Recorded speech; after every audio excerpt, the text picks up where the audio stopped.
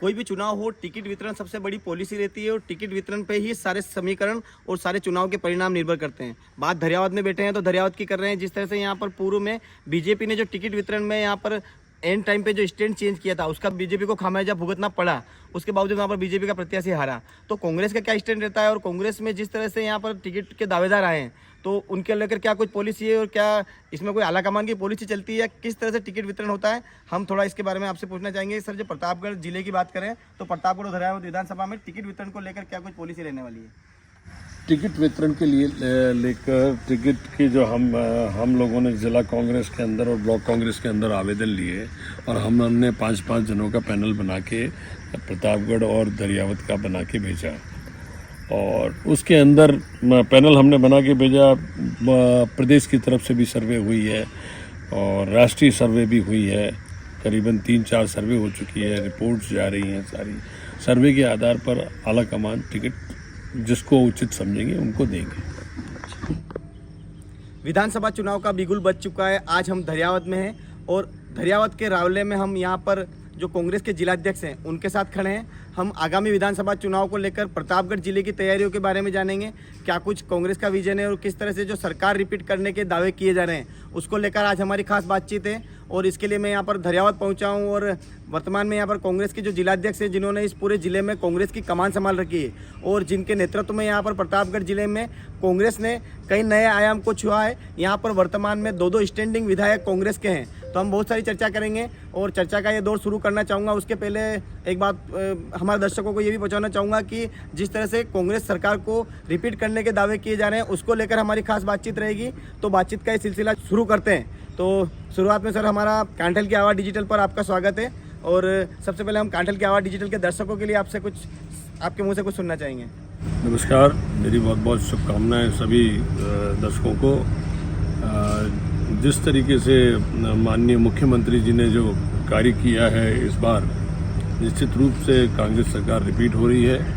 ये जो जितने भी उन्होंने जो योजनाएं दी हैं, ये मोदी जी को देश के अंदर इसको लागू करनी चाहिए, क्योंकि ये योजनाएं बहुत बड़ी बड़ी योजनाएं हैं। 25 लाख रुपए का बीमा है, 10 लाख का बीमा है और उसके बाद में जो बिजली की रियायत दी है और जिस तरह की रियायतें पेंशन दी है, ये सारी चीज़ें एक बहुत महत्वपूर्ण है। सरकार ने जो कार्य किए हैं, माननीय मुख्यमंत्री जी ने जो अभी देखिए पहले 19 जिले बनाए, अब 3 जिले बना दिए। मतलब बरस लग जाते थे बनाने के अंदर, इन्होंने 1 ही साल के अंदर इतना सारा काम कर दिया। और उसके पहले भी जब सरकार में थे तो उन्होंने बहुत सी बढ़िया योजनाएं दी है। नरेगा योजना दी है, निःशुल्क दवा योजना दी है। तो इस तरीके से मुख्यमंत्री जी ने जो काम किया है, निश्चित रूप से हम सरकार में। तो आपने जिस तरह से बताया है कि मुख्यमंत्री जी ने काफ़ी कुछ जिले दिए हैं और राजस्थान को जिलों की जो सौगातें दी है उसके दम पर ये सरकार बनने जा रही है और जो मुख्यमंत्री जी की योजना है इनके दम पर वापस सरकार रिपीट होने जा रही है। तो सरकार को जो रिपीट करने के दावे किए जा रहे हैं उसके तहत आप जो बता रहे हैं कि जिस तरह से जिले बनाए गए हैं और जिस तरह से यहाँ पर अन्य जो सरकार की जो योजना है, जिसमें मुख्य रूप से चिरंजीवी योजना और अन्नपूर्णा फूड पैकेट योजना, परंतु सरकार जो है इन योजनाओं के दम पर किस तरह से रिपीट हो पाएगी और क्या एंटी इनकम्बेंसी जो होती है उसका कुछ असर दिखेगा या आपको क्या लगता है इस बार क्या माहौल है? देखिए, प्रतापगढ़ के अंदर हम 28 साल बाद जीते हैं और जो काम किए प्रतापगढ़ के अंदर, कॉलेज खोल दिया, हॉस्पिटल बना दिया, सड़कें बना दी, एनीकट्स बना दिए, अभूतपूर्व काम किए हैं। और बाई इलेक्शन के पहले बाई इलेक्शन में मैं माननीय मुख्यमंत्री जी ने धरियावद को बहुत बड़ी सौगात दी, 200 करोड़ 250 करोड़ रुपए की सौगात दी। कई पुलिया बन गई, कई सड़कें बन गई, कई हेलीकॉप्टर्स बन गए, हॉस्पिटल बहुत बड़ा बन गया। इस तरीके का काम मैं नहीं समझता हूँ कि 70 साल में पहले हुआ होगा जो इस कार्यकाल में हुआ। और प्रतापगढ़ के अंदर भी जो इस कार्यकाल में जो काम हुआ वो बहुत अभूतपूर्व। तो प्रतापगढ़ की जहाँ तक बात की शुरुआत करूँ मैं, तो प्रतापगढ़ का जो विधायक है और प्रतापगढ़ में जो लगभग 30-35 सालों बाद जो सरकार बनी है और जो कांग्रेस की सरकार बनी है उसमें जो प्रतापगढ़ विधायक द्वारा काम किए गए, उनका क्या कुछ असर रहेगा और क्या उसका कुछ लाभ मिलने वाला है? प्रतापगढ़ विधानसभा की बात करें तो निश्चित रूप से मिलेगा, बिल्कुल मिलेगा। जो आज लोगों को जो मुख्यमंत्री जी की योजनाओं का लाभ तो ले ही रहे हैं, उसके बाद में जो विकास कार्य हुए हैं ये बहुत बड़ा काम है। तो बात प्रतापगढ़ की करें तो प्रतापगढ़ में लगातार भाजपा द्वारा जो आरोप लगाए जा रहे हैं कि यहाँ पर भ्रष्टाचार भी जमकर हुआ है और जिस तरह से विकास हुआ है तो विकास बनाम भ्रष्टाचार एक बड़ा मुद्दा बनने वाला है, तो उसको कांग्रेस किस तरह से निपटने वाली है इस आगामी चुनाव में?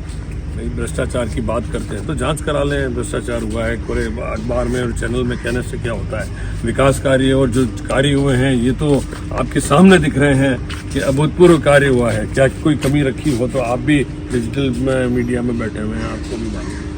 तो यदि आपकी माने तो प्रतापगढ़ में विकास भी बहुत हुआ है और भ्रष्टाचार के जो आरोप लगाए जा रहे हैं उनको इन्होंने सिरे से खारिज किया है। अब बातचीत का ये सिलसिला शुरू है और बातचीत का सिलसिला लगातार चल रहा है। तो हम बात पूरे जिले की करने आए हैं। तो यहाँ पर हम धरियावद विधानसभा की क्या स्थिति है और क्या धरियावद विधानसभा में जो दावेदारी है तो क्या कुछ कांग्रेस का जो नेतृत्व है वो वर्तमान विधायक पर ही अपना भरोसा जताएगा या आपको क्या लगता है कितने दावेदारों ने यहाँ दावेदारी की है? ये दावेदारी करने का हक सबका बनता है। जो आला कमान जिसको टिकट देंगे उसको हम कांग्रेस पार्टी जिताएंगे।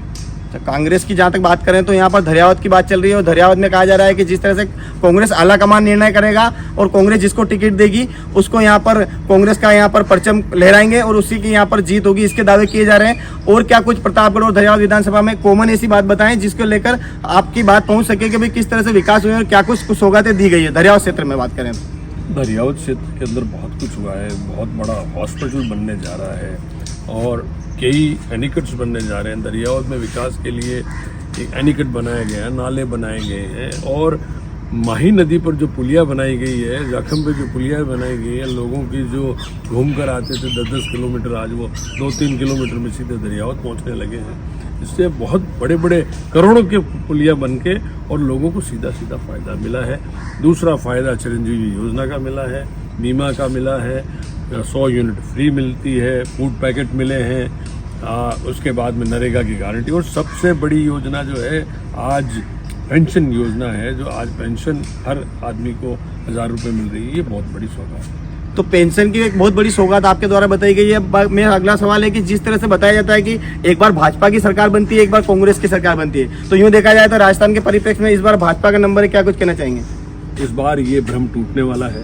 कांग्रेस पार्टी वापस रिपीट हो रही है और हमारे प्रदेश के नेता और देश के नेता सब मिलकर पूरे जोर लगा के कांग्रेस पार्टी को राजस्थान में रिपीट करेंगे। आप इसको किस तरह से देखते हैं कि जिस तरह से मोदी जी के नेतृत्व में प्रचार किया जा रहा है तो बताया जा रहा है कि ये जो आगामी विधानसभा चुनाव है ये मोदी बनाम अशोक गहलोत के बीच रहने वाला है, तो इसको आप किस तरह से देखते हैं? वो तो मोदी छोड़ के कमल पे आ गए हैं, अब वो कमल के निशान पे लड़ रहे हैं।